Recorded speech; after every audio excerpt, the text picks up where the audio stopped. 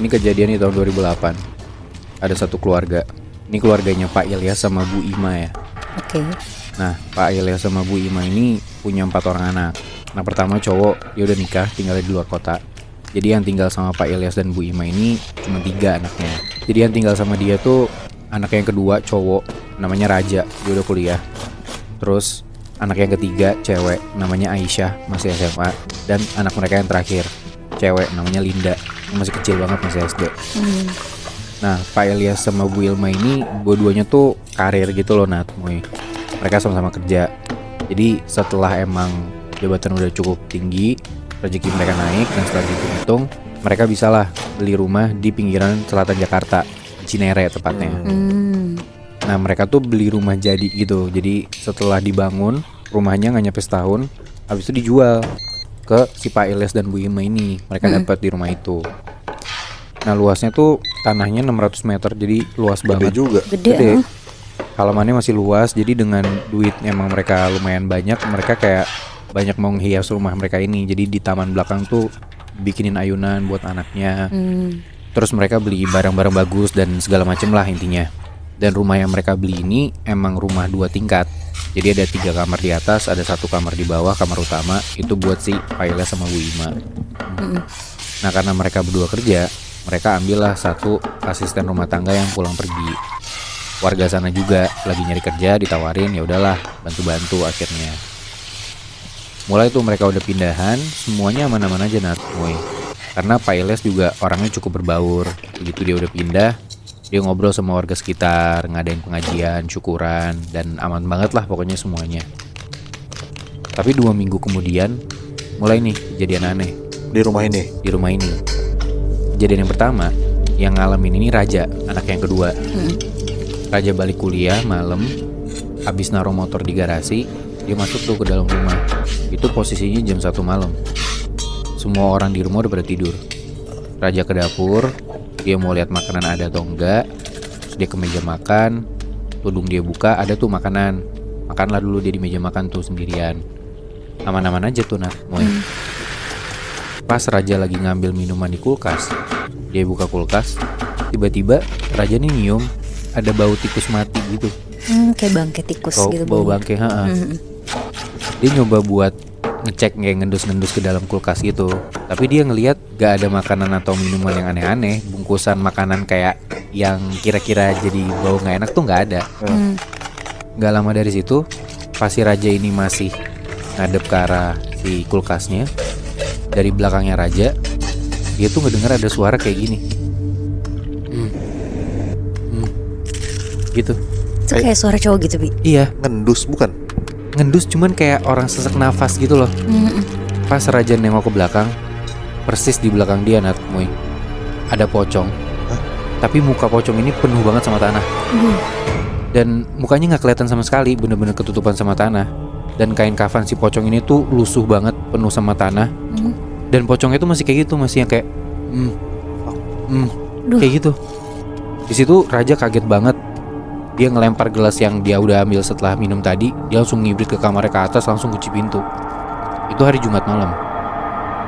Sabtu siangnya mereka makan bareng tuh, makan keluarga. Ditanya sama nyokapnya, kenapa kok tadi malam berisik banget? Nah, si Raja ini ngakunya, gak apa-apa mah, aku habis nonton film horor, makanya parno tadi malam. Nah, di situ tuh Raja gak mau memperpanjang masalah gitu loh, Nat. Tapi kejadian berikutnya itu di hari Senin besoknya. Kali ini anak yang ketiga, Nat, yang Aisyah, yang masih SMA. Gara-gara hari Senin itu tiba-tiba dia sakit, dia demam. Akhirnya dia di rumah sendirian. Dia bangun siang, orang-orang udah pada gak ada tuh, udah pada cabut. Bokap nyokap kerja, abangnya kuliah, adiknya juga sekolah kan. Di siang hari Senin itu, Aisyah ini turun ke bawah dari kamarnya. Dia lihat ada mbaknya minta makan, terus udah disiapin. Aisyah bilang dia mau nonton film dulu di ruang tengah. Udah tuh, sorean badannya Aisyah ini yang tadinya demam udah rada-rada turun, udah enakan lah badannya. Dan di situ di sore itu posisinya nyokapnya tuh udah ada di rumah dan mbaknya udah pulang. Jadi di situ cuman ada Aisyah, nyokapnya sama adiknya yang paling kecil. Mandi tuh Aisyah karena badannya udah rada enakan kan, biar seger lah gitu mandi. Nah terus karena air panas rumahnya tuh lagi rusak, dia mandi tuh di bawah, bukan di kamarnya dia. Jadi kayak kamar mandi tamu gitu. Dan di situ tuh pakai bak mandi, bukan pakai kayak shower gitu. Ember. Ya kayak bak mandi gede gitu loh. Oh, yang udah jadi gitu ya. Nah setelah dimasakin air panas sama nyokapnya, ditaruh mandi tuh Aisyah sendiri kan. Mandi si Aisyah pakai gayung dong. Kayak dia guyur-guyur, sampoan, sabunan, dia cuci muka. Dan ya udah setelah sabunan cuci muka kan merem gitu kan, mukanya nggak bisa ngeliat apa-apa kan. Pas dia ngeraih gayungnya mau jiduk air dari dalam bak, itu kayak bunyi suara buk gitu loh. Jadi kayak gayungnya nyentuh sesuatu. Kayak mukul sesuatu gitu ya, kayak dek Kayak gitu. kena sesuatu, padahal dia mau nyiduk air kan. Terus udah tuh dia agak kayak tangannya ke daerah yang lain buat ngambil lebih ke dalam. Dia ambil airnya, diguyur ke mukanya, disiram. Pas dia udah melek, ternyata di dalam bak mandi itu ada pocong juga, Nat. Gila. Teriaklah Aisyah dari situ kan. Di dalam bak mandinya. Di dalam bak mandinya, woy. Bangsat. Kedengeran tuh sama nyokapnya dari luar. Lari tuh nyokapnya ke dalam kamar mandi, ditanya kenapa. Terus Aisyah ini udah bener-bener kaget dan stutter gitu loh, kayak gagap gitu. Ada hantu mah gitu. Dia nunjuk ke bak mandi, tapi nyokapnya dan di situ Aisyah juga ngeliatnya itu isinya air doang. Udah hilang tuh si sosok ini. Nyokapnya nanya, kamu lihat apa emang? Itu mah ada poci. Nyokapnya deg-degan juga dong, mendengar anaknya ngomong kayak gitu kan. Ya udah tuh disuruh sama nyokapnya, udah selesaiin mandinya cepet, buru-buru. Ditemenin tuh sama nyokapnya di situ juga. Selesai mandi, Aisyah disuruh pakai baju, beres-beres, udah tuh langsung suruh tidur aja, dikasih obat sama nyokapnya.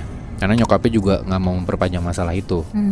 Dari kejadian itu, selama seminggu ke depan gak ada lagi tuh kejadian-kejadian aneh. Sampai di minggu depannya, kondisinya di sini Aisyah udah sehat, udah mulai bisa masuk sekolah. Dan sore hari setelah Aisyah ini pulang sekolah, sekitar jam 3 atau 4 sore, masih sore nih, belum malam, Aisyah ke dapur buat ngambil minum. Dari dapur ini tuh kelihatan ke halaman belakang gitu loh, kayak halaman belakang yang luas tadi yang gue bilang, yang ada ayunan di belakangnya gitu kan.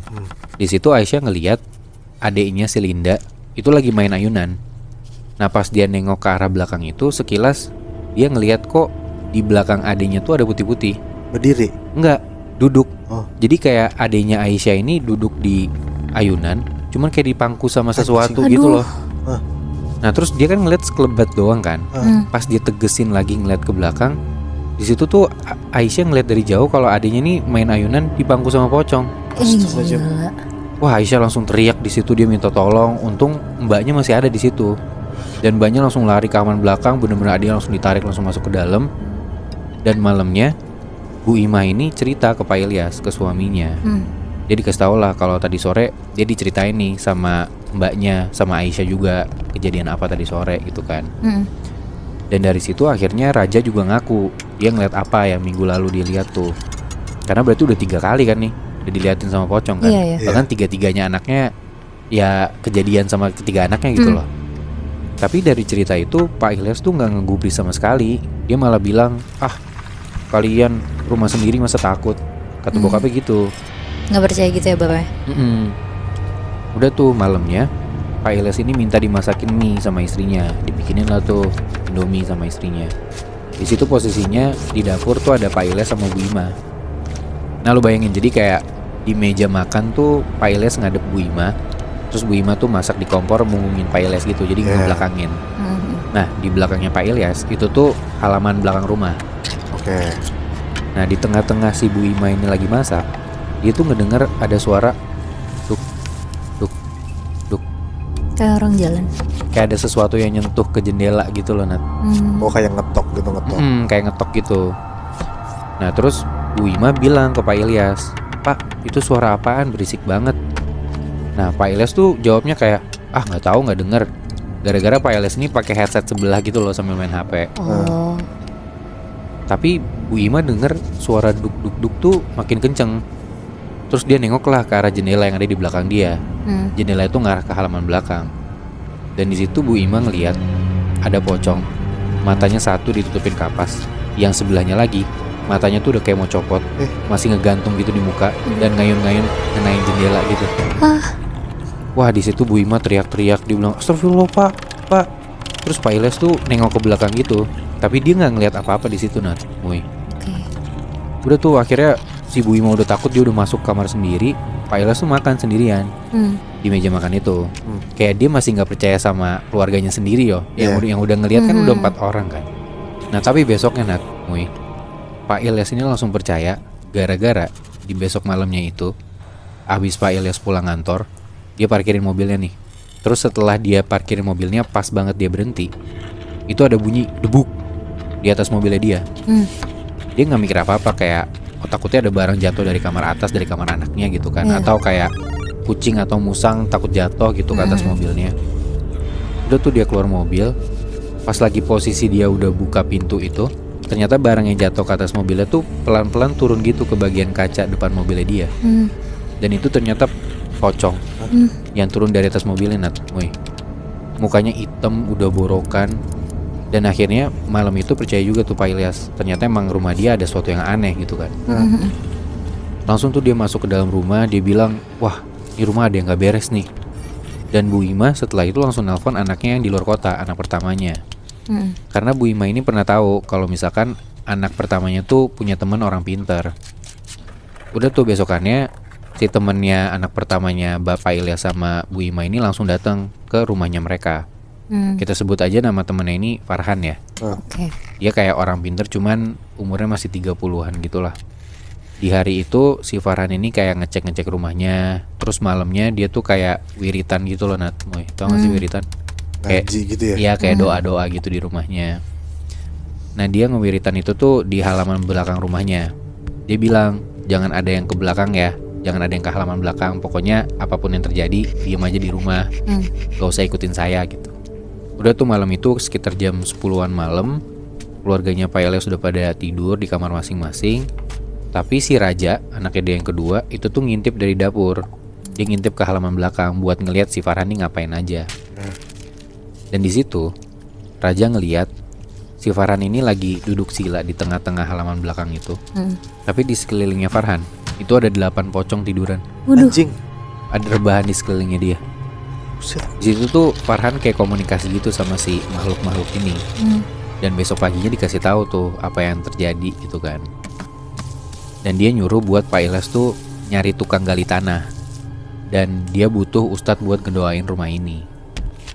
Pak Ilyas nanya tuh, kenapa kok bisa rumahnya sampai kayak gini? Ternyata kata Farhan, dulunya rumah ini tuh makam sekeluarga gitu loh Nat. Dan udah belasan makam yang ditaruh di situ. Makamnya tuh udah pada dipindahin, tapi ternyata belum semua bagian-bagian tubuhnya tuh pindah, belum rapih gitu loh, masih ada tulang-tulang, tali pocong tuh masih ketinggalan di sana, kata si Farhan gitu. Makanya sisa kayak dari belasan ya ada 8 mungkin yang belum pindah seutuhnya gitu loh. Marah lah Pak Ilyas gara-gara itu kan, karena dia nggak tahu masalah ini. Ditelepon tuh orang yang dulunya punya rumah ini yang ngejual ke dia. Ternyata orang yang bangun rumah di situ yang jual ke Pak Ilyas juga kena sama hal ini, makanya dia jual rumahnya. Dan ternyata pemilik tanah sebelumnya, sebelum si orang ini, itu tuh nggak bisa dihubungin lagi. Jadi ya emang rumah ini bekas makam yang emang belum dipindahin secara sempurna gitu loh. Dan itu langsung kayak ditiban rumah baru gitu, bangunan rumah ya Bi? Masalahnya adalah karena ya mungkin orang yang sebelumnya udah bener-bener gak punya duit atau gimana, akhirnya tanahnya dijual, tapi dia udah mencoba untuk mindahin makamnya tapi gak bener gitu loh mindahinnya. Tapi masih ada Bi, kayak maksudnya kan udah dipanggil ustadz segala macam kan. Apakah pocongnya udah pergi semua atau emang ternyata masih 8 pocong itu masih ada di rumah itu?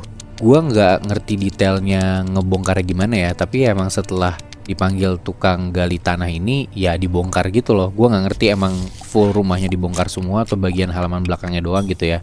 Tapi untungnya setelah itu setahu gua, kalau dari cerita teman gue sih udah aman-aman aja sekarang. Oh berarti keluarga itu udah nggak pernah diganggu sama pocong itu lagi ya? Iya benar.